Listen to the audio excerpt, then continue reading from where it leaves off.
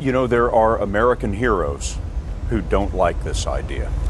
Neil Armstrong, Gene Cernan have both testified against commercial spaceflight and the way that you're developing it, and I wonder what you think of that. I was very sad to see that, because those guys are, those guys are heroes of mine, so it's really tough. You know, I wish they would come and visit and see the hardware that we're doing here. And I think that would change their mind. They inspired you to do this, didn't they? Yes. And to see them casting stones in your direction. It's difficult. Did you expect them to cheer you on? Certainly hoping they would. What are you trying to prove to them? What I'm trying to do is to make a significant difference in spaceflight and help make spaceflight accessible to almost anyone. One of the most difficult choices I've ever faced in life was in 2008. I think I had maybe $30 million left, or $30 or $40 million left in 2008. And I had two choices. I could put it all into one company, and then the other company would definitely die, or split it between the two companies. But if I split it between the two companies, then both might die. When you put your blood, sweat, and tears into creating something, or building something, it's like a child. And so it's like, which one am I going to let one starve to death? I couldn't bring myself to do it, so I split the money between the two. Fortunately, thank goodness, they both came through. What was your biggest failure, and how did it change you? Well, there's a ton of failures along the way, that's for sure.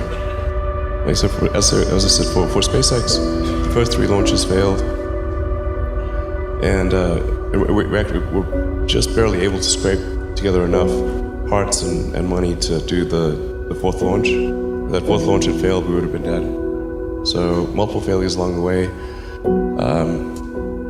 I tried very hard to get the right expertise in for SpaceX. I tried hard to find a great chief engineer for the rocket, but the good chief engineers wouldn't join, and the bad ones, well, there was no point in hiring them. So I ended up being chief engineer of the rocket. So if I could have found somebody better, then we would have maybe had less than 3 failures. That 3rd failure in a row, did you think, I need to pack this in? Never. Why not? I don't ever give up. So many people tried to talk me out of starting a rocket company. It was crazy. One good friend of mine collected a whole series of videos of rockets blowing up and made me watch those. He just didn't want me to lose all my money. We're doing these things that seem unlikely to succeed, and we've been fortunate, and at least thus far they have succeeded. Now is the time to take risk. You don't have kids. As you get older, your obligations increase.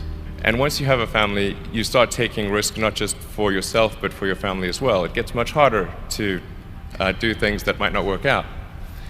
So now is the time to do that before you have those obligations. So I would encourage you to take risks now. Do something bold. You won't regret it. How did you figure you were going to start a car company and be successful at it? Well, I didn't really think Tesla would be successful. I thought we would most likely fail. But I thought that we at least could address the false perception that people had that an electric car had to be ugly and slow and boring like a golf cart. But you say you didn't expect the company to be successful, then why try? If something's important enough, you should try, even if the probable outcome is failure. Or how do you think about making a decision when everyone tells you this is a crazy idea? Or where do you get the internal strength to do that? Well, first of all, I'd say I actually think I feel fear quite strongly. So it's not as though I just have the absence of fear. I feel it quite strongly.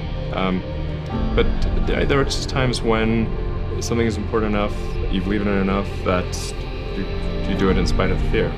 I think about what technology solution is necessary in order to achieve the particular goal, and then try to make as much progress in that direction as possible. I think being a multi-planet species and being out there among the stars is important for the long-term survival of humanity, And that's one reason.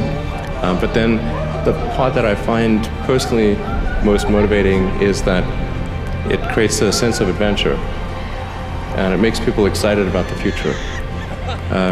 If you consider two futures, one where we are forever confined to Earth until eventually something terrible happens, or another future where we are out there on many planets, maybe even going beyond the solar system, I think that second version is incredibly exciting and inspiring, and there need to be reasons to get up in the morning.